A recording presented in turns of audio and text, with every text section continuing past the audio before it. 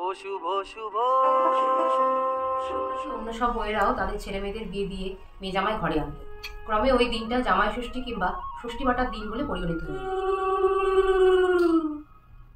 কই জামাই এসো। আরে রোসো রোসো। বলবে কিনা? আর পাখা না থাকায় আমার ওই সুন্দর ডায়েরিটা হাইজ্যাক করা হয়েছিল। তবে মায়ের একমাত্র বড় মেয়ে জামাইয়ের মাথায় কিন্তু চলছিল অন্য এক ফন্দি।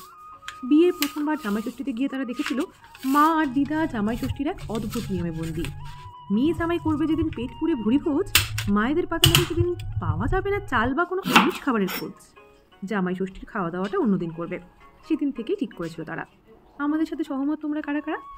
তাই এবারে যখন এলো জামাই ষষ্ঠী, জামাই বলল আমি না হয় করি এবারে শাশুড়ি ষষ্ঠী।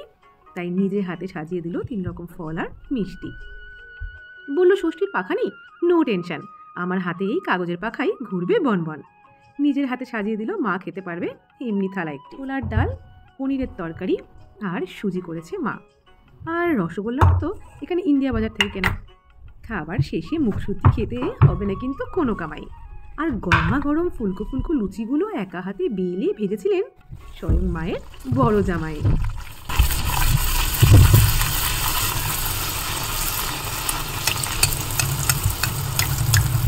লুচির সাথে থালায় সাজানো হলো সব কটা বাটি। আচ্ছা কেমন হলো গো আমাদের আজকের ষষ্ঠীর থালাটি? আর মা তো জামাইয়ের মুখেই তুলে দিল প্রথম গ্রাসটি। তারপর নিজে একবার খেয়ে ঠিক জামাইয়ের মতনই বলল, জাস্ট ফাটাফাটি।